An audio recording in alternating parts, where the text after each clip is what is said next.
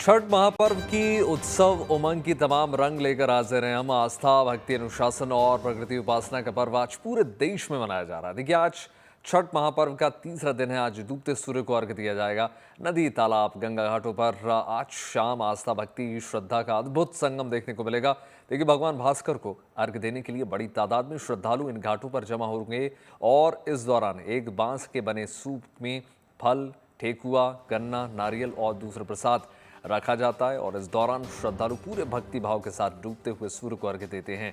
इसके बाद परिवार के कल्याण की कामना करते हैं। आखिर में दीपक जलाकर उसे जल में प्रवाहित करना भी शुभ माना जाता है। और हिंदू पंचांग के अनुसार अगर हम देखें तो छठ पूजा पर शाम को डूबते हुए सूर्य को अर्घ्य देने का सबसे शुभ मुहूर्त शाम 5:10 से लेकर 5:58 तक रहेगा, यानी 6 बजने के 2 मिनट पहले तक ये शुभ मुहूर्त लगातार जारी रहेगा। और ऐसे में तमाम श्रद्धालु न सिर्फ घाटों में पहुंचेंगे बल्कि पूरे विधि विधान के साथ छठी मैया को प्रसन्न करने के लिए, उनका आशीर्वाद प्राप्त करने के लिए श्रद्धालु तमाम पहुंचेंगे। और इसी के लिए तमाम व्यवस्थाएं की गई हैं और तमाम घाटों को सुसज्जित तरीके से सजाया धजाया जा रहा है और तमाम ऐसे घाटों पर हर प्रकार की व्यवस्थाएं की गई हैं जिससे किसी भी प्रकार के कोई परेशानी श्रद्धालु को ना हो सके।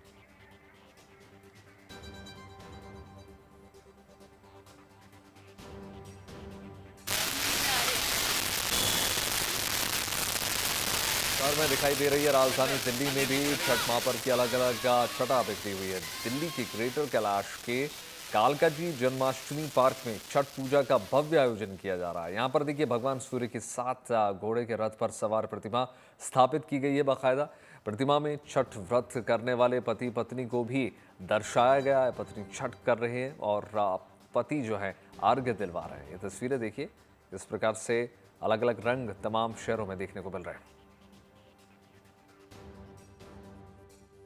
छठ महापर्व की धूम चारों तरफ देखी जा रही है। इस पर्व को राजधानी दिल्ली में बड़े ही धूमधाम से मनाया जा रहा है। अभी हम राजधानी दिल्ली के ग्रेटर कैलाश इलाके के जन्माष्टमी पार्क में हैं, जहां पर छठ पर्व मनाया जा रहा है और उसको लेकर के भव्य घाट बनाए गए हैं। तो वहीं यहां पर भगवान सूर्य की प्रतिमा स्थापित की गई है और साथ ही यहाँ पर किस तरीके से छठ व्रत लोग करते हैं उनको भी दर्शाया गया है। हम वहाँ की तस्वीरें दिखा देते हैं। अब देख सकते हैं ये भगवान सूर्य की तस्वीर प्रतिमा यहाँ पर स्थापित की गई है। हम आपको तस्वीरें दिखा रहे हैं, आप देख सकते हैं। और जो ये सामने दोनों तरफ है ये भक्त हैं। ये छठ व्रत एक पति और पत्नी की दर्शाया गया है और जो पत्नी के साथ में एक बच्चा है उनके संतान के रूप में दर्शाया गया है। मतलब जो छठी माई का जो व्रत होता है वो चूँकि संतान के लिए किया जाता है तो वो चीज़ यहाँ पर दर्शाया गया है। आगे हम आपको दिखाएं सूर्य भगवान की, तो 7 घोड़े पर सवार हैं भगवान सूर्य और उसी की प्रतिमा यहाँ पर लगाई गई है। हम आपको दिखा रहे हैं तस्वीरें, आप देख सकते हैं। भगवान सूर्य की प्रतिमा यहाँ पर स्थापित की गई है और साथ में जो भक्त हैं वो यहाँ पर छठ करने वाले जो अर्घ दे रही हैं महिला और ये उनके पति यहाँ पर अर्घ दिलवा रहे हैं, इसको दर्शाया गया है। वहीं इधर आपको घाट भी बनाया गया है जहाँ पर लोग अर्घ वगैरह देंगे। और देखिए, अब सिर्फ देश तक ये सीमित नहीं है। छठ पूजा ग्लोबल हो चुकी है। देश विदेश में इसका खास आयोजन हो रहा है। ऑस्ट्रेलिया के मेलबर्न में भी छठ पूजा के रंग देखने को मिले तमाम। यहाँ पर देखिए, महिलाएं पूजा करती हुई नजर आई। इस बीच देश में भी घर से घाटों तक पूरी तैयारियां हैं। तो आयरलैंड के डबलिन से भी छठ की शानदार तस्वीरें निकल कर आई हैं। तस्वीरें देखिए, वहाँ पर महिलाएं छठ से जुड़ी पकवान बनाते हुए नजर आई। यानी अब जो छठ महापर्व है वो ग्लोबल है और तमाम जो भारतवंशी हैं वो विदेशों में भी छठ पर्व को इसी अंदाज में, उसी संस्कृति के साथ निभाते हुए नजर आ रहे हैं। और इस त्यौहार को धूमधाम से इसका आयोजन किया जा रहा है और तमाम व्रतियाँ जो हैं उसी अंदाज में न सिर्फ ठेकुआ और तमाम पकवान बना रहे हैं बल्कि उसी अंदाज में बिल्कुल नजर आ रहा है। ये तस्वीरें देखिए।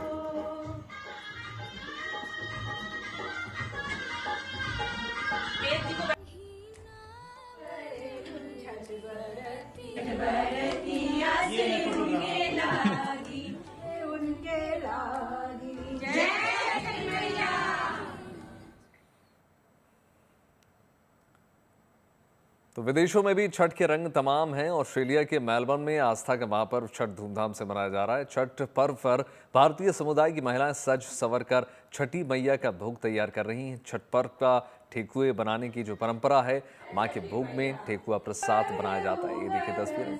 तैयारियां जो है देश में तो धूमधाम से चली रही हैं, साथ ही साथ विदेश में भी महा तैयारियां चल रही हैं। सभी महिलाएं साथ में मिलकर छठ पर्व की तैयारियां कर रही हैं। देखिए तैयारियां सब कुछ बयां कर रही हैं।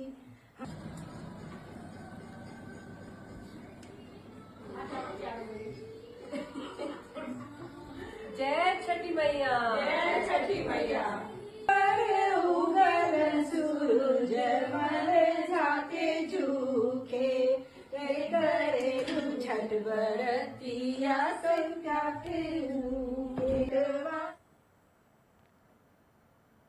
और आपको बता दें, ऑस्ट्रेलिया ही नहीं, जहां पर भारतीय समुदाय के लोग रहते हैं विश्व में कहीं भी, और जो छठ पर्व मनाते हैं वो मां की आराधना वहीं पर कर रहे हैं। आयरलैंड के डबलिन में भी सभी व्रती मिलकर छठ पर्व धूमधाम से मना रहे हैं। और ये तस्वीरें देखिए किस प्रकार से न सिर्फ लोकगीत गाए जा रहे हैं बल्कि कुछ किसी अंदाज में आपको तस्वीरों के माध्यम से बिल्कुल समझ नहीं आएगा कि ये हिंदुस्तान है भी नहीं।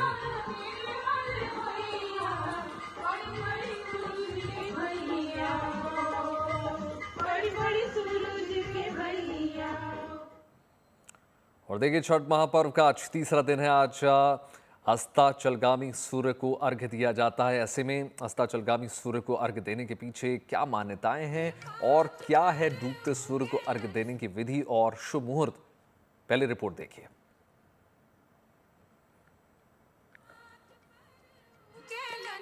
Bureau report, good news today. तो देखिए छठ पूजा की रौनक देश भर में देखने को मिल रही है। जगह जगह घाट सज चुके हैं। छठ के गीतों से वातावरण भक्तिमय हो चुका है। छठ पूजा सूर्यदेव और छठी मैया की उपासना का पर्व है, जहां पर देखिए एक और सूर्यदेव जीवन, ऊर्जा और स्वास्थ्य के प्रतीक हैं, वहीं छठी मैया को लेकर मान्यता ये है कि वो संतान की रक्षा और परिवार के कल्याण का आशीर्वाद देती है।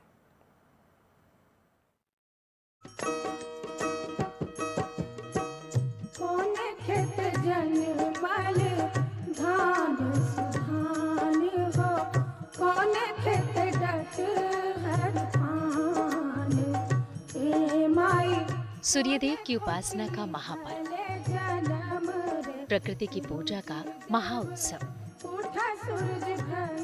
संतान की मंगल कामना का पावन अनुष्ठान। छठ पूजा 4 दिनों के पावन अनुष्ठान का आज तीसरा दिन है। लोक आस्था के इस महापर्व की रौनक देश भर में छाई हुई है। छठ के गीतों में लोक परंपराओं की खुशबू बिखरने लगी है, घाट सजने लगे हैं। छठ पूजा सूर्यदेव और छठी मैया की उपासना का पावन पर्व है।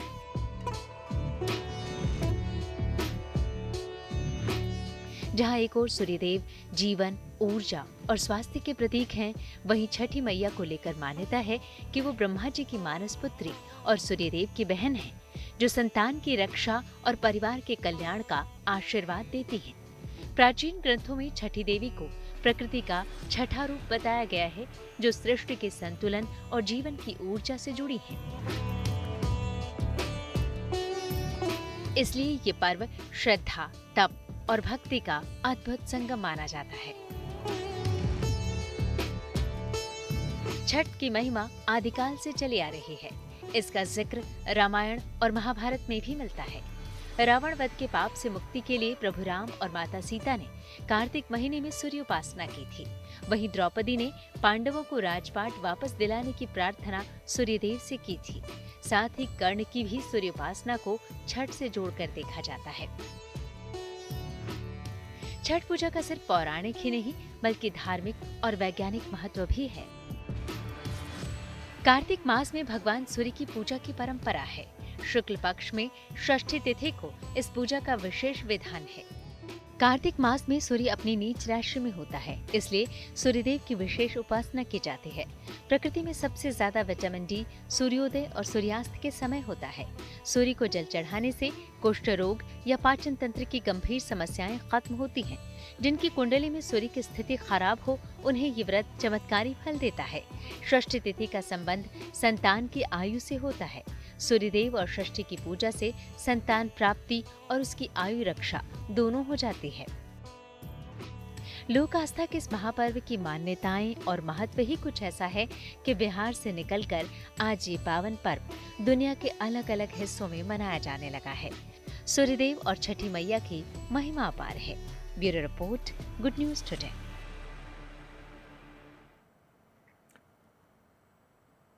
देखिए, देश भर में छठ पर्व पूरे उत्साह के साथ मनाया जा रहा है। शहर शहर, गांव गांव छठ की छटा देखने को मिल रही है। आज पूजा का तीसरा दिन है। आज डूबते सूर्य को अर्घ्य दिया जाएगा। बिहार से लेकर दिल्ली तक, झारखंड से लेकर मुंबई तक नदी सरोवरों के घाट सज धज कर पूरी तरीके से तैयार है और अब इन घाटों को अर्घ्य देने आने वाली है व्रतियों का इंतजार। केलवा के पात पर उगेलन सूरज मल झाके झुके करलू छठ बरतिया से झाके झुके करलू छठ बरतिया से झाके झुके।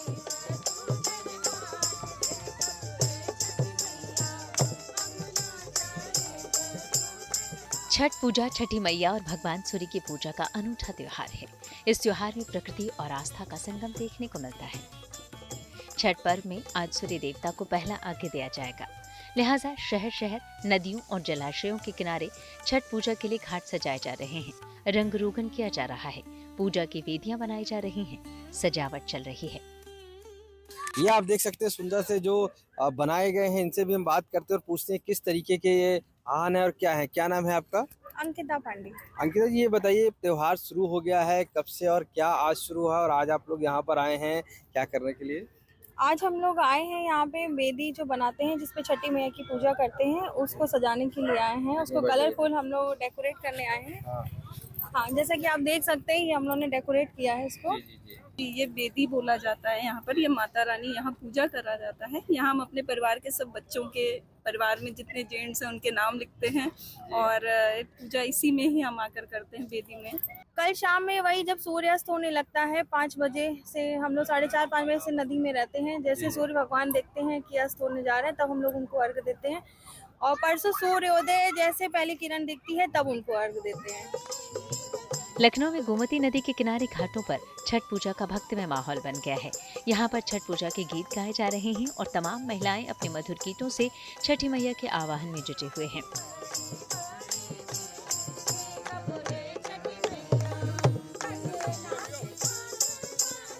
लखनऊ में गोमती नदी के किनारे लक्ष्मण झूला मैदान में इस बार छठ पूजा के लिए खास तैयारियां की गई हैं। यहाँ पर करीब 20 से लेकर 50,000 तक लोगों की एक साथ पूजा में शामिल होने का इंतजाम किया गया है। इस बार क्योंकि इसको बहुत अच्छे तरीके से सजाया गया है, बनाया गया, स्वच्छता का काफ़ी ध्यान रखा गया है। इस पूरे आप प्रांगण को अगर देखेंगे तो पाएंगे दूर तक सिर्फ सफाई, सुरक्षा और ये वेदी बनाई गई है, जिसको लेकर भी काफ़ी तैयारियां उत्तर प्रदेश में अलग अलग जगह की गई हैं।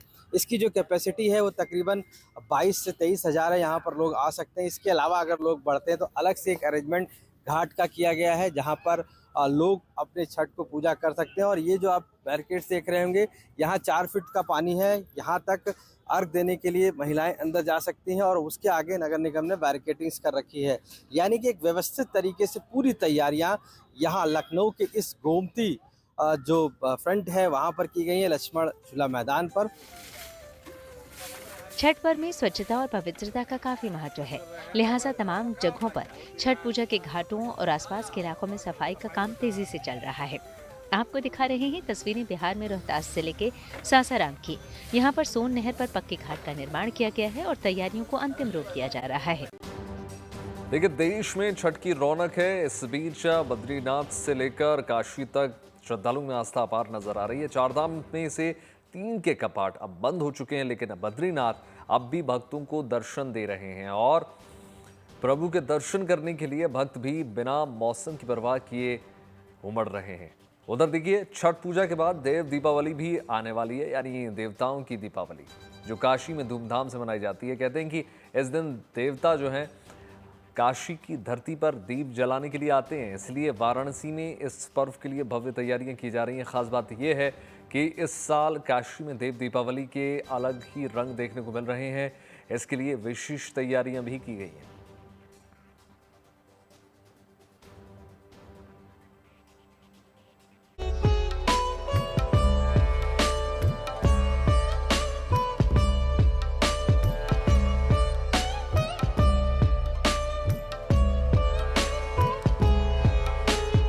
कार्तिक पूर्णिमा की पुण्यकारी तिथि पर देने वरदान देवगण आएंगे आपके द्वार। देव दीपावली पर होगा भक्तों का कल्याण। दीपावली और छठ के त्योहारों के बाद संस्कृति परंपरा का जो रंग बिखरेगा उसका नाम है देव दीपावली। 5 नवंबर को कार्तिक पूर्णिमा के अवसर पर भगवान शिव की नगरी काशी में धूमधाम से देव दीपावली मनाई जाएगी। यहाँ गंगा के घाट इस बार 25 लाख दीपों से जगमग होंगे। साथ ही गंगा किनारे लेजर शो का भी अनोखा नजारा दिखेगा। देश दुनिया के श्रद्धालु और सैलानी काशी में इस शानदार उत्सव के गवाह बनेंगे। ये पर्व दिवाली के ठीक 15 दिनों बाद मनाया जाता है। इस दिन दिवाली की तरह ही दीपक जलाने की परंपरा है। काशी में देव दीपावली की पौराणिक परंपरा है जो आज भी गहरी आस्था और श्रद्धा के साथ जारी है। शास्त्रों के अनुसार त्रिपुरासुर नाम के राक्षस के आतंक से ऋषि मुनियों के साथ देवता भी काफी परेशान थे। ऐसे में सभी देवतागण भगवान शिव की शरण में पहुंचे और उनसे इस समस्या का हल निकालने के लिए कहा। इसके बाद भगवान शिव ने कार्तिक पूर्णिमा के दिन ही त्रिपुरासुर का वध किया। भगवान शिव का आभार व्यक्त करने के लिए सभी देवी देवता काशी पहुंचे थे और उन्होंने दीप प्रज्वलित करके खुशी मनाई थी। इसी कारण हर साल कार्तिक पूर्णिमा के दिन इस पर्व को मनाया जाता है। देव दीपावली के लिए बाबा विश्वनाथ धाम की शानदार सजावट भी की जा रही है और बढ़िया से बढ़िया इंतजाम किए जा रहे हैं ताकि इस अवसर पर काशी आने वाले श्रद्धालु बाबा के दिव्य दर्शन कर सकें और मिलजुल कर ये पर्व मना सकें। Bureau report, good news today.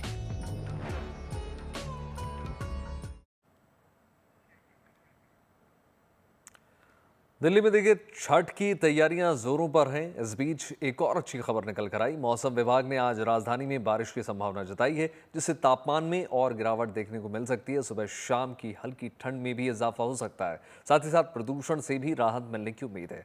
Delhi में दिवाली के बाद से हवा की जो गुणवत्ता है उसको लेकर लगातार चर्चा है। ऐसे में अगर बारिश हो जाती है तो न सिर्फ AQI में सुधार होगा बल्कि हल्की ठंड भी हमको महसूस होगी।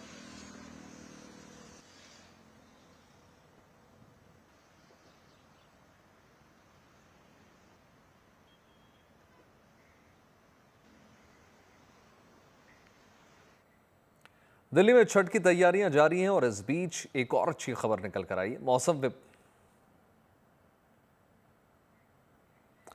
उत्तराखंड के चमोली में भारत चीन सीमा पर स्थित देवताल झील इन दिनों पूरी तरीके से जम चुकी है। अक्टूबर महीने में हुई आसमान्य बर्फबारी और तापमान में जबरदस्त गिरावट के चलते झील का जो साफ पानी है वो बर्फ में तब्दील हो चुका है। झील का ये अनुपम नज़ारा हमें प्रकृति की करामत से रूबरू करा रहा है। देखिए तस्वीरें, शानदार भव्य तस्वीरें। सामान्य से कहीं अधिक बर्फबारी ने पूरे इलाके को सफ़ेद चादर से ढक दिया है। अक्टूबर के महीने में चमोली में आलम ये है कि देवताल झील पूरी तरीके से जम चुकी है। बर्फ से ढके ऊंचे ऊंचे पहाड़ों के बीच कभी इस दुर्गम इलाके में जीवन को सहारा देती ये खूबसूरत झील अब बर्फ की कठोर चट्टानों में तब्दील हो चुकी है। 18,000 फीट की ऊंचाई पर भारत चीन सीमा के पास मौसम अपना अद्भुत रंग दिखा रहा है। पिछले दिनों हुई बर्फबारी से यहाँ का जो पारा है माइनस के नीचे गोते लगाते हुए नजर आए, जिससे देवताल झील का पानी भी जम गया। सर्दी के मौसम में देवताल की खूबसूरती और भी ज़्यादा निखर कर सामने आ रही है। यहाँ का मनमोहक नज़ारा सैलानियों को खूब भा रहा है।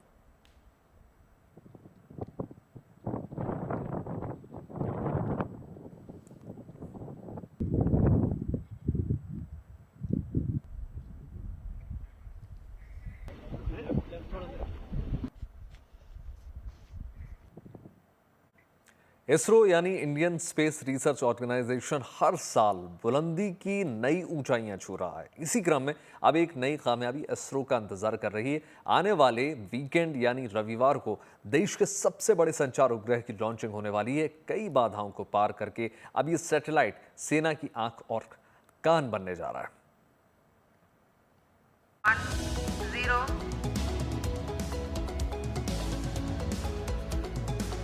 5 seconds.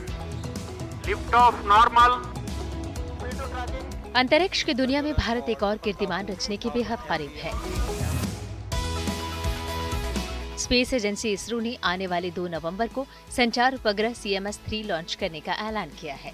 श्रीहरिकोटा के सतीश धवन अंतरिक्ष केंद्र में इसरो ने लॉन्चिंग से जुड़ी तैयारियां शुरू कर दी हैं। कल वैज्ञानिकों ने सैटेलाइट लॉन्च करने वाले LVM-3 लॉन्च व्हीकल को लॉन्च पैड पर पहुंचा दिया। अब यहाँ लॉन्चिंग से जुड़े सभी काम पूरे होने के बाद CMS-3 सैटेलाइट को रॉकेट से जोड़ा जाएगा। CMS-3 सैटेलाइट, जिसे GSAT-7R भी कहते हैं, ये एक मल्टी बैंड कम्युनिकेशन सैटेलाइट है। ये संचार उपग्रह भारतीय भूभाग सहित सुदूर समुद्री इलाकों में भी सेवाएं देगा। CMS-3 सैटेलाइट का वजन 4400 किलोग्राम है। पृथ्वी के भू समकालिक स्थानांतरण कक्षा में भारत की जमीन से भेजे जाने वाला ये सबसे भारी संचार उपग्रह है। इसरो हर साल अंतरिक्ष में नई ऊंचाइयां छू रहा है, जो देश को तकनीक के क्षेत्र में आत्मनिर्भर और सशक्त बना रही है। CMS-3 सैटेलाइट के जरिए देश की नौसेना को अब एक और शानदार और स्वदेशी संचार प्रणाली मिलने वाली है। CMS-3 सैटेलाइट नौसेना के लिए एक मजबूत और सुरक्षित कम्युनिकेशन लिंक उपलब्ध कराएगा। समंदर में महत्वपूर्ण अभियानों में बेहद मददगार साबित होगा।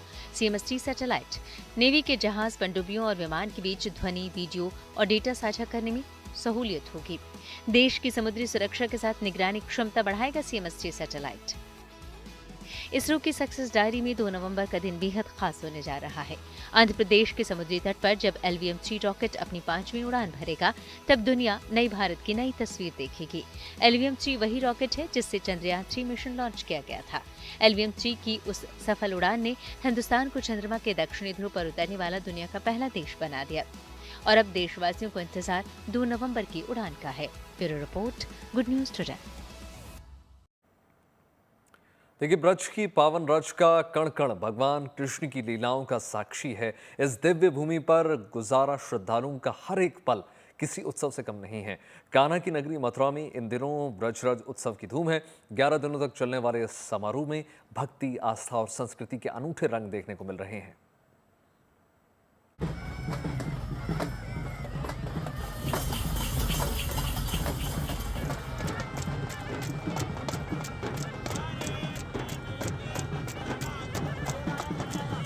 ब्रजरज उत्सव यानी ब्रज की संस्कृति, कला और शिल्प का दिव्य और भव्य समागम।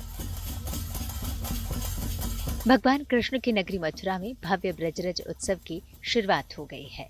उत्सव में ब्रज की कला और संस्कृति के साथ देश के अलग अलग राज्यों की संस्कृति, मनोरंजन और खान पान की झलक भी देखने को मिलेगी।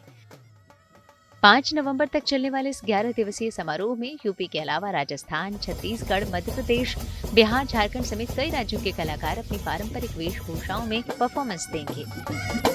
गीत संगीत की शानदार प्रस्तुतियों के बीच कैबिनेट मंत्री चौधरी लक्ष्मी नारायण और सांसद हेमा मालिनी ने कल ब्रजरज उत्सव का औपचारिक शुभारंभ किया।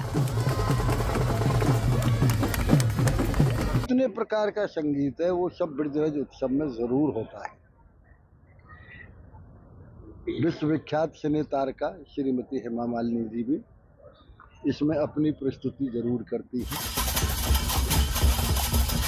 ब्रजरज उत्सव में मनोरंजन के साथ खरीदारी का भी शानदार मौका लेकर आया है। यहाँ हस्तशिल्पियों के तमाम स्टॉल लगे हैं, जिसमें 1 डिस्ट्रिक्ट 1 प्रोडक्ट के तहत यूपी के तमाम जिलों में तैयार सामानों की भरमार है। 100 से ज्यादा लगे स्टॉल्स में 15 हस्तशिल्प और 30 फूड कोर्ट हैं। ब्रज के खाने के साथ यहाँ आने वाले लोगों को अन्य राज्यों के खाने का स्वाद भी मिलेगा। 5 नवंबर तक यहाँ हर दिन गीत, संगीत और नृत्य नाटिकाओं के रंग देखने को मिलेंगे। ब्रज उत्सव के दौरान भगवान कृष्ण की नगरी में देश के नामचीन कलाकार अपनी कला के जरिए भक्ति और संस्कृति का अद्भुत संगम पेश करेंगे। ब्रज उत्सव में लोगों की एंट्री पूरी तरह निःशुल्क है। प्रशासन ने यहाँ आने वाले दर्शकों की सुविधाओं का भी पूरा ख्याल रखा है। साल 2018 से ब्रज तीर्थ विकास परिषद इस उत्सव का आयोजन करता आ रहा है, जिसमें भक्ति, आस्था के साथ मनोरंजन, खान पान और हस्तशिल्प की झलक भी देखने को मिलती है। Madan Gopal Sharma, Mathura, good news today. और देखिए, श्रीनगर में पर्यटन को बढ़ावा देने के लिए फर्स्ट फैम टूर का शुरुआत की गई है। पर्यटन विभाग की सैलानी खूब तारीफ कर रहे हैं और तमाम व्यवस्थाओं को लेकर काफ़ी खुश भी नजर आ रहे हैं। देखिए तस्वीरें, इस प्रकार से श्रीनगर में पर्यटन की जो हवा है, जो बयार है, वो लगातार बह रही है। और श्रीनगर में फर्स्ट फैम टूर की ज़बरदस्त तारीफ भी हो रही है। तमाम सैलानी वहाँ पर पहुँच रहे हैं और लुत्फ़ उठा रहे हैं घाटियों का।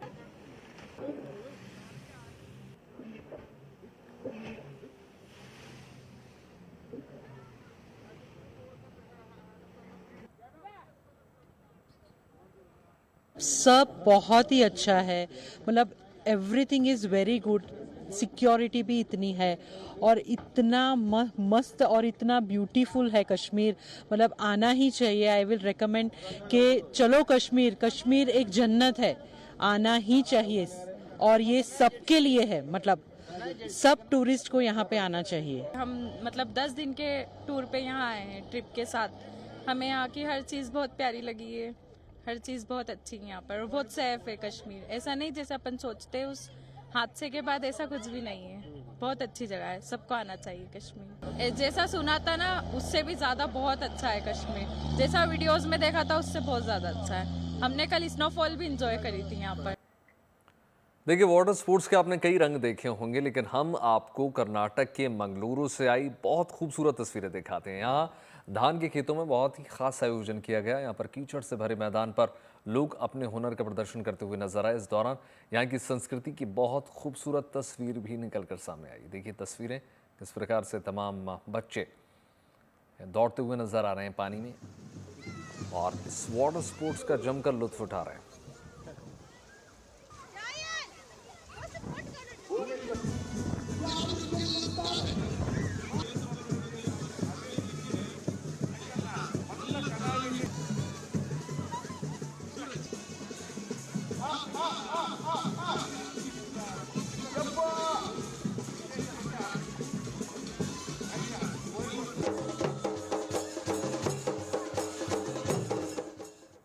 चलिए कुछ और रंग दिखाते हैं आपको। वडोदरा में रंगोली प्रदर्शनी का आयोजन किया गया। नौरस थीम पर आधारित इस एग्जीबिशन में कई कलाकारों ने अपने हुनर का प्रदर्शन दिखाया और इस दौरान कई तरह के भाव, जज्बात इन तस्वीरों के माध्यम से कलाकारों ने उकेरने की कोशिश की। देखिए तस्वीरें किस प्रकार से इस शानदार प्रदर्शनी में तमाम लोग शामिल हुए, अनोखे भाव और भंगिमाएं नजर आईं। इस्कॉन मंदिर के परिसर में बेसमेंट में हॉल है, भक्ति वेदांत स्वामी हॉल, उसमें हम थीम बेस्ड रंगोली करते आए हैं। ये हमारा 10वां साल है और 9 साल हमारे खत्म हुए। उसके उपलक्ष्य में हमने यहाँ पे थीम ली 9 रस की, 9 इमोशंस।